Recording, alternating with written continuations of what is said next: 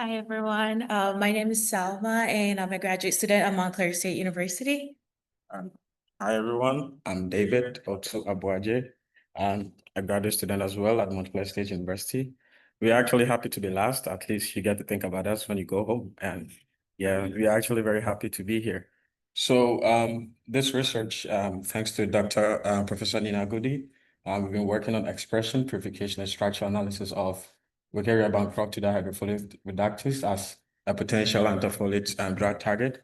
And the reason for this is because lymphatic filariasis, which is caused by Wucheria bankrupti, is actually currently a neglected disease, tropical disease. Lymphatic filariasis actually affects nearly 57 million individuals across 39 countries, with Africa, sub-Saharan Africa being a predominant cases being recorded at these places. With lymphatic filariasis, what happens is that the lymphatic system is affected by this Wucheria bankrupti.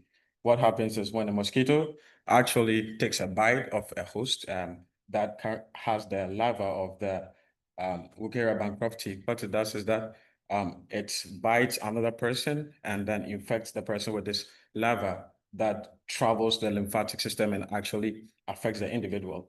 What the Wucheria bankrupti does is that to actually escape from immune system and protect itself and replicate, it actually goes deep into the limbs where it actually replicates and causes this. We know that the lymphatic system is actually responsible for maintaining the fluid levels in the body. So when it grows and actually stays in that system, it actually causes accumulation of fluid. And so the current form of treatment is preventive chemotherapy. And with this, there is a mass administration of drugs within 4 to 6 years. And we know what happens when someone takes drugs from 4 to 6 years. So what we are trying to do is find inhibitors that could inhibit this Wucheria bankrupti for potential therapeutics.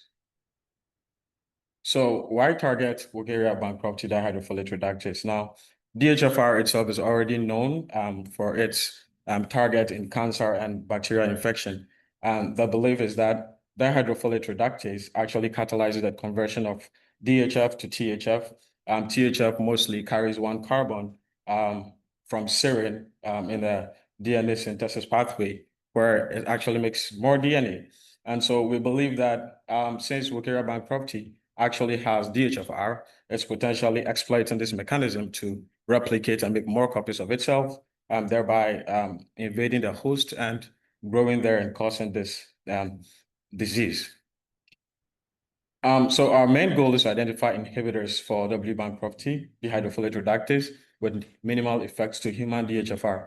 What happens is there is this compound called methotrexate. Methotrexate is, we would say, the best inhibitor for Wucheria bankrupti, but the downside is that it actually inhibits human DHFR as well, and so it cannot be used for drug.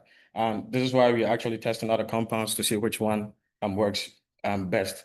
So we are currently testing known DHFR inhibitors for W bankrupti DHFR. The trimethoprim TMP is one of these compounds as well.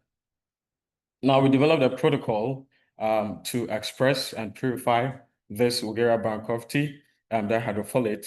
And we don't have much of a good picture here, but in the first picture, we have an expression going on the shaker. What we do is that we have a histidine tag Wucheria bankrupti DHFR construct in E. coli lobster cell, which we express. And we know that in the E. coli, the lacropressor actually kind of like a storage system, preventing the inducing the expression with IPTG, which I really struggle to mention the full name, so forgive me.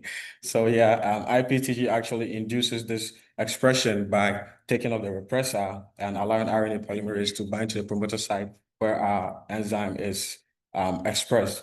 From there, like I stated earlier, MTX binds best. So we have an MTX resin that actually, in the first column, as you see in the second picture, what we do is that we pass our expressed enzyme, that's the WB bankrupti dihydrofolate reductase, into the first resin. And then we pass it through that column, and the eluate from that is actually poured into the nickel resin column.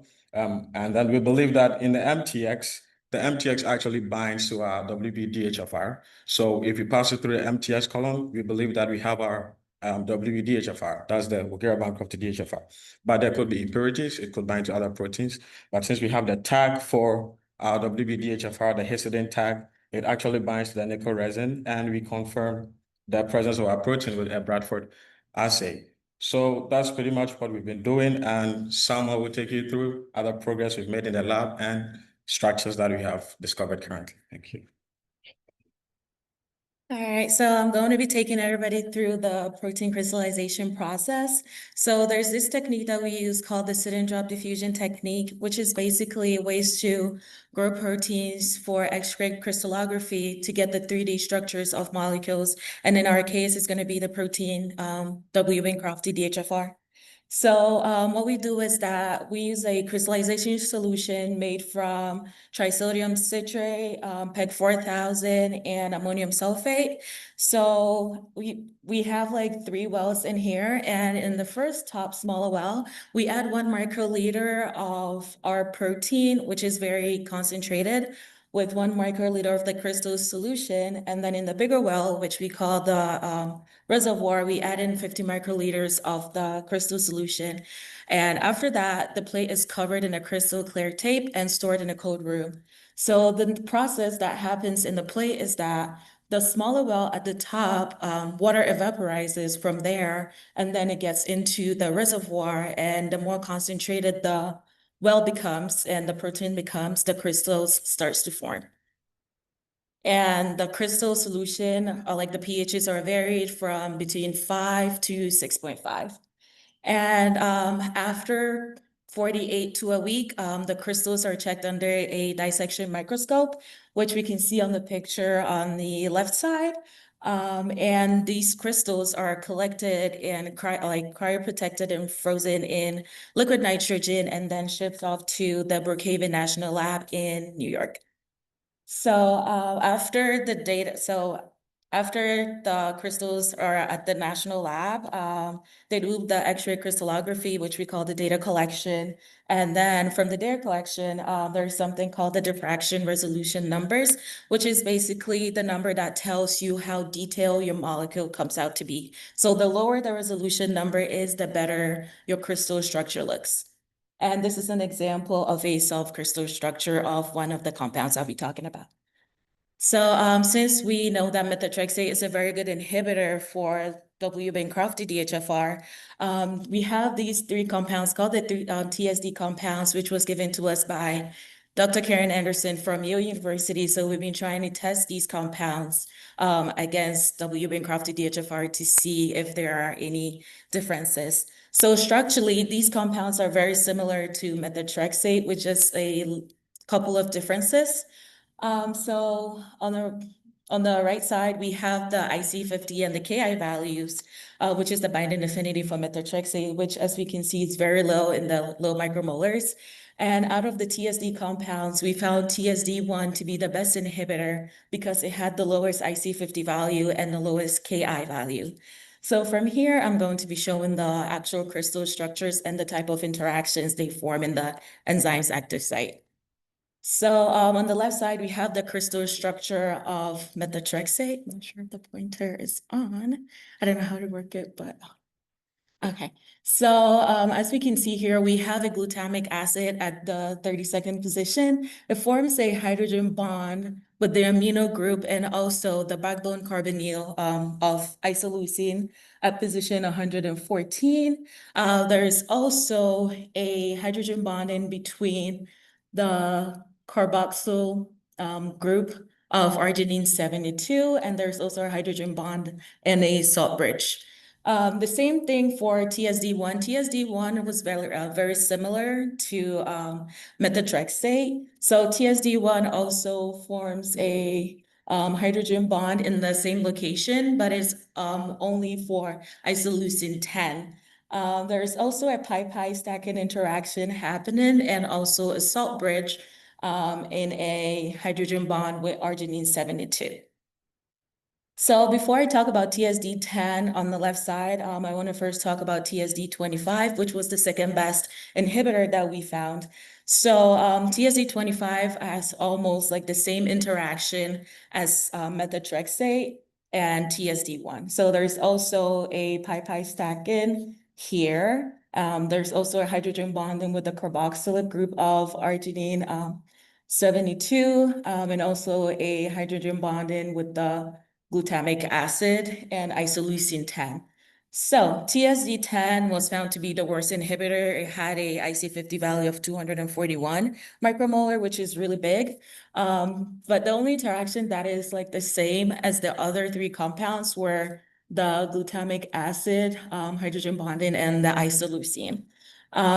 So the reason why we think TSD10 does not bind properly like the other compounds is because TSD1 has a methoxy group here at this orange site. So it causes the compound to shift away from the arginine. So there's no binding interaction happening. And that is also due to the steric hindrance.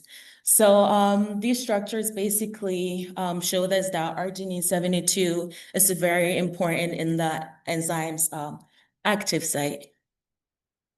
So our future work, we are planning on optimizing the TSE compounds to enhance the potency and selectivity against W-Bancrofty while also minimizing the effect it has on human DHFR. We are also screening for more antifolates and testing them against other parasitic DHFRs. And also, which I believe we are starting next week, we're going to be doing the IC50 and finding the binding affinity of the TSD compounds against human DHFR. We want to thank the Theobald Smith Society Symposium, the National Science Foundation for funding, our collaborators, and also the Brookhaven National Lab, and also the DHFR group. Thank you, everyone. And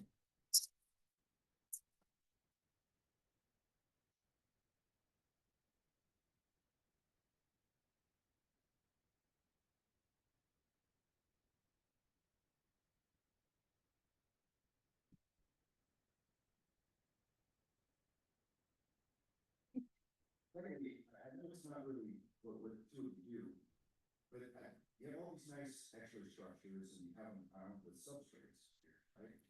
So I was wondering what you would change, or what in your mind you think you would change if I was an organic chemist and you wanted to tell me what compounds to synthesize next. Do you have any insights from your structures? So far, there isn't really much. We're still trying to figure out how to work with the compound. But I would say they were thinking about changing some of the carbons on there, especially for the TSD1 with the methoxy group. I think we are finding a way to also take away that over there to see if it makes any difference, because of that, there's no binding happening with arginine at position 72. So that could be also one thing we can change. And also since the TSD1 was a better inhibitor and it has the one more less carbon on the benzoic acid, we can take away that carbon on the TSD10 to see if there will be any changes in the interaction that it forms.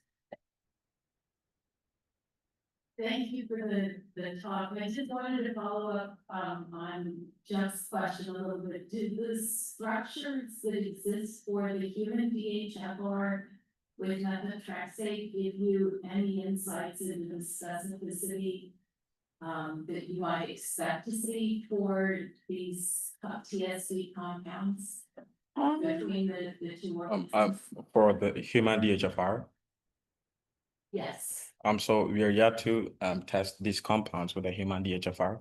But I guess I would ask you that having compared the structure of the active site of the human enzyme with that of your organism and looked at the mode of binding of methotrexate to the human enzyme and thought about how these TSD compounds might interact with the human enzyme.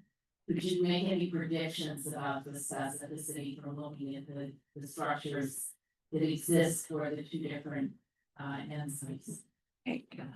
Well, I believe that there could be some similarities because of how well, from the papers that we've read, actually MTX equally binds to the human DHFR, mostly almost similar way that it binds to the Bulgaria bankruptcy DHFR. So even though we've not really compared the active site of both, we believe that the substituent of the active sites are mostly like very similar. The arginine 72, glutamate 32, and the other substituents are probably similar. It's not something we've done so far, but I mean, comparing the papers that we have read with regards to the inhibition of the human DHFR and the Bulgaria bankruptcy, we could only assume that there could be some similarities in the active site, but it's not something we have done so far. And also, to add to that, the professor that we're working with the crystal structures, she usually creates a Docker module first before we are able to crystallize the compound so that we can see the interactions better. But I believe right now she's working on creating those modules so that we can take a look at them and then work from there.